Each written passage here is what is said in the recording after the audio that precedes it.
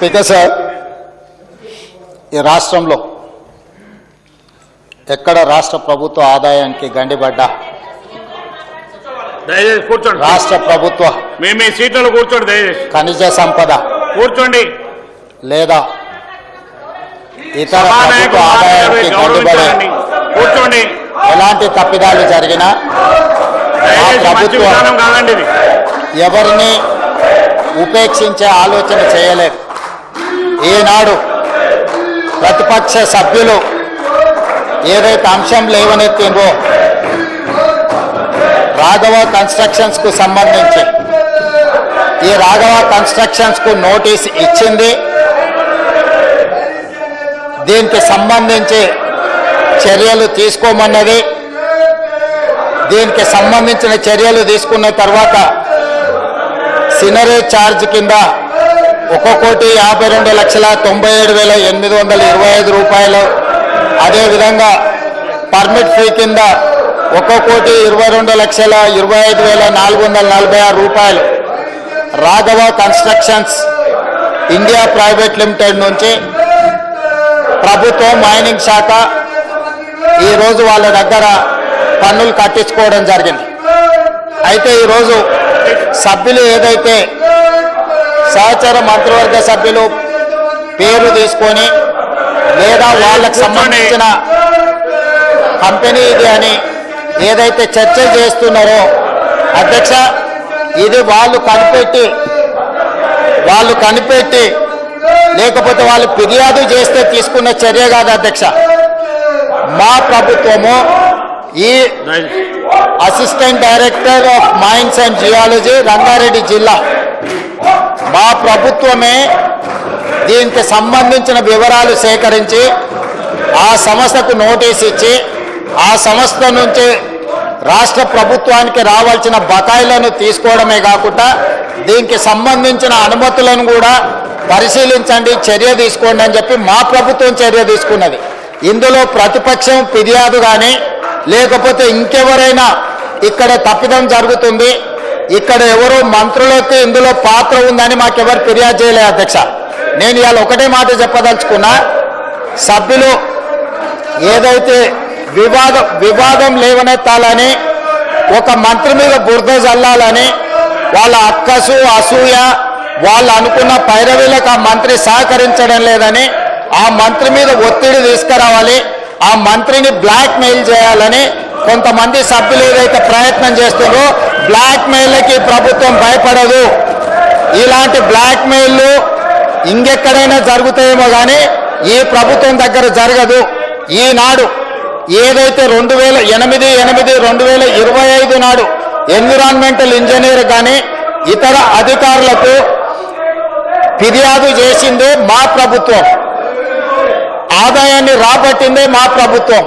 కాబట్టి మేము నోటీస్ ఇచ్చి మేము రాష్ట్ర ప్రభుత్వానికి రావాల్సిన ఆదాయాన్ని రాబట్టుకొని మిగతా అనుమతులకు సంబంధించి ఇతర అధికారులకు ఫిర్యాదు చేసిందే ఈ ప్రభుత్వము, మా అధికారులు.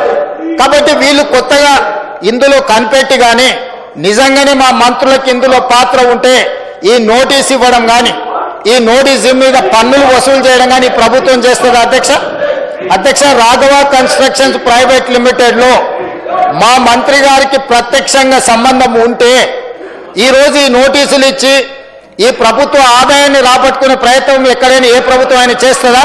వాళ్ళ ప్రభుత్వంలో ఎప్పుడైనా చేసిందా అధ్యక్ష?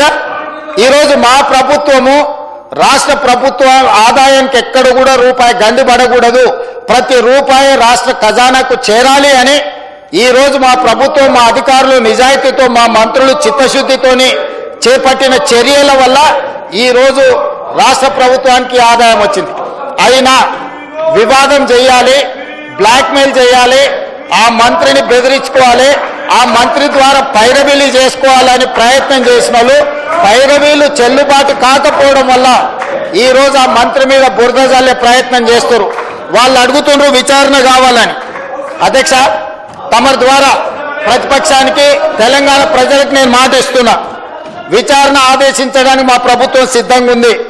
ఆనాడు సిరిసిల్ల శాసనసభ నియోజకవర్గంలో నేరెళ్లలో ఇసుక బాధితులు దళితులను లారీ ఎక్కించి తొక్కిచ్చి చంపి అక్రమ ఇసుక రవాణా చేసిన సంతోష్ రావు వాళ్ళ తండ్రి రవీందర్ రావు గారికి సంబంధించిన నేరెళ్ల ఇసుక మాఫియా మీద విచారణ చేయడానికి మా ప్రభుత్వం సిద్ధంగా ఉంది.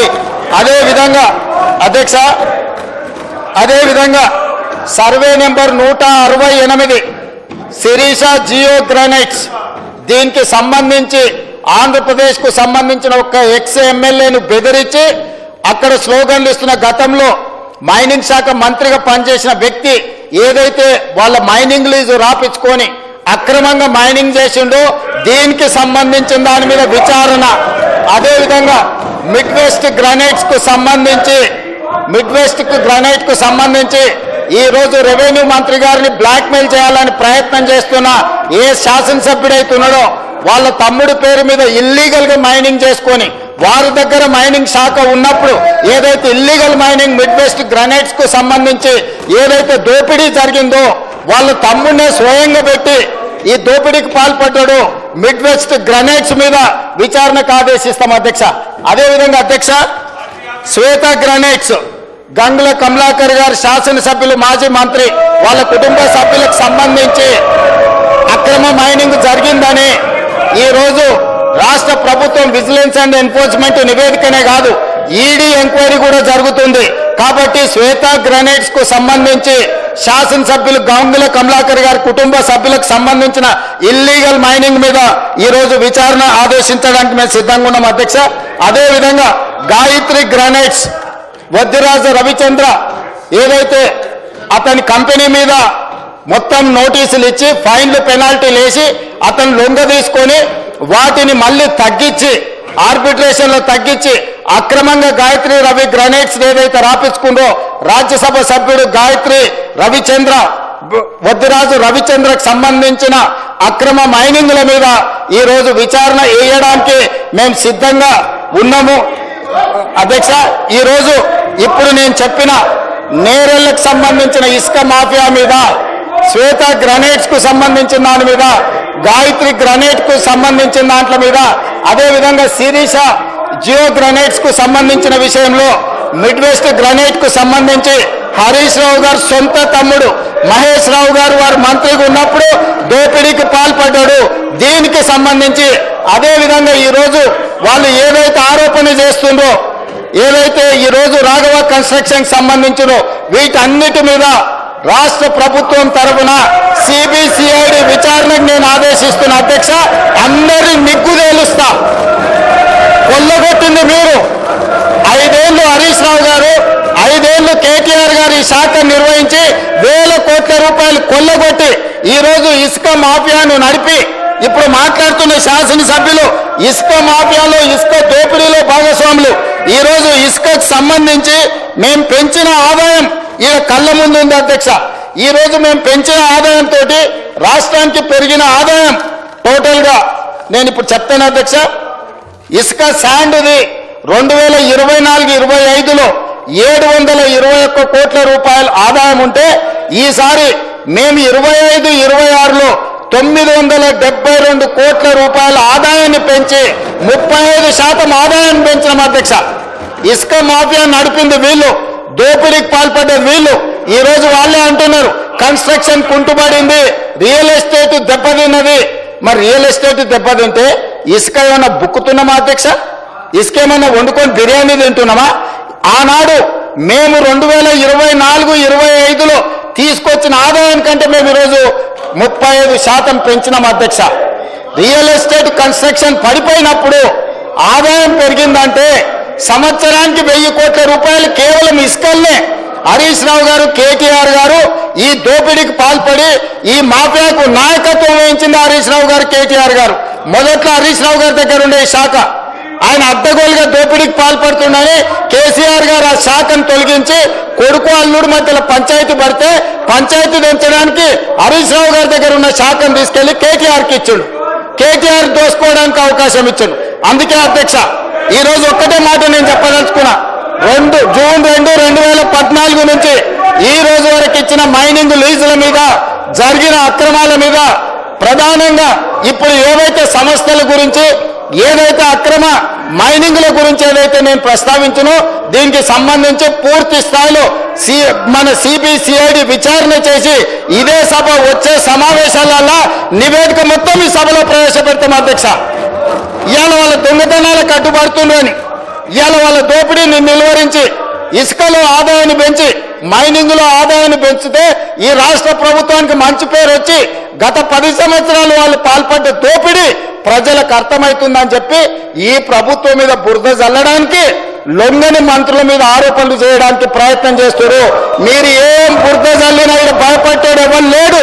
ఇవాళ మీరు మాట్లాడుతున్న ఈ నోటీస్ మేమిచ్చింది, ఆదాయం మేం రాబట్టింది, మీరేం కనిపెట్టలే, మీరేం ఫిర్యాదు చేయలే. మా అధికారులు, మా ప్రభుత్వం నిజాయితీతో పనిచేయబట్టే ఈరోజు ఎవరున్నా కూడా దీని మీద విచారణకు ఆదేశించాం. నేను ఈరోజు వాళ్ళు ఉన్నారు, వీళ్ళు ఉన్నారు, మంత్రులు ఉన్నారని ఉన్నా లేకున్నా వాళ్ళ పేర్లు తీసుకొని వాళ్ళ మీద బురద జల్లి మానసికంగా వాళ్ళను ఒత్తిడి చేసి బ్లాక్మెయిల్ చేసి భూములు రాపించుకుందామనే ఇట్లాంటి పప్పులు ఉడకవు అధ్యక్ష. ఆ కంపెనీలో మంత్రి గారికి కానీ మంత్రి గారి కుటుంబానికి సంబంధం లేదని ఆ మంత్రి గారు గతంలోనే చెప్పిండు. వీళ్ళు నిజ నిర్ధారణ కమిటీ అని అక్కడికి వెళ్ళి వీరంగం చేసిండ్రు. అప్పుడే ఆ మంత్రి గారు స్పష్టంగా నాకు నా కుటుంబానికి సంబంధం లేదు అని చెప్పిండు. బంధువులు, దూరపు బంధువులు ఎవరిని చూసినా తెలంగాణ రాష్ట్రంలోనే కాదు అధ్యక్ష, ఆంధ్రప్రదేశ్లో కానీ తెలంగాణలో కానీ ఏ రెడ్డి అయినా ఇంకో రెడ్డికి దూర బంధువు ఉంటాడు, లేకపోతే దగ్గర బంధువు ఉంటాడు. సొంత అన్నదమ్ములకే ఆదాయాల పంపకాలలో తేడాలు వస్తున్నాయి. అంతెందుకు అధ్యక్ష, కల్వకుంట్ల తారక రామారావు గారు, కల్వకుంట్ల కవితారావు గారు, వీళ్ళిద్దరు కల్వకుంట్ల చంద్రశేఖరరావు గారు పిల్లలే కదా అధ్యక్ష. ఆదాయ పంపకాలలో తేడాలు వస్తే సొంత చెల్లినే ఇంట్లో నుంచి మెడలు వాటి బయటకు నెట్టించారు. సొంత అన్న చెల్లెలకే ఆస్తి తగాదాలుంటే పొంగులేటి శ్రీనివాసరెడ్డి, పొంగులేటి కుటుంబ సభ్యులు ఎవరికో బంధువులకు వ్యాపారం ఉంటే పొంగులేటి శ్రీనివాసరెడ్డికి ఏం సంబంధం అధ్యక్ష? మీలాగా సొంత చెల్లెని ఇంట్లోకెళ్ళి ఎలగొట్టి, పార్టీలకెళ్ళి ఎలగొట్టి దోపిడీకి పాల్పడ్డ మీరు ఈ రోజు వారి బంధువులకు, దూర బంధువులకు వ్యాపారం ఉందని చెప్పి శ్రీనివాసరెడ్డి గారికి ముడిపెట్టి శ్రీనివాసరెడ్డి గారిని బెదిరించి లొంగ తీసుకోవాలని ఏదైతే ప్రయత్నం చేస్తుందో ఇది దిక్కుమాలిన చర్య. ఇలాంటి దిక్కుమాలిన ప్రయత్నాలు చేయకండి. ఈ దిక్కుమాలిన ప్రయత్నాలతోనే మీకు ఏమీ ప్రయోజనం ఉండదు. కాబట్టి నిక్కచ్చిగా ఈ ఇసుక మాఫియాలో కానీ, లీజుల మాఫియాలో కానీ గతంలో ఫైన్లు, పెనాల్టీలు వేసి వాటిని తగ్గించి వాళ్ళని పార్టీలోకి చేర్చుకొని తిరిగి మళ్ళీ తొలగించాలని చేసిన ప్రయత్నాలన్నిటిని కూడా ఈ విచారణ ద్వారా నిగ్గు తేలుస్తాం, ఒక్కరొక్కరి సంగతి చూస్తామని చెప్పి తమ ద్వారా తెలియజేయదలుచుకున్న అధ్యక్ష.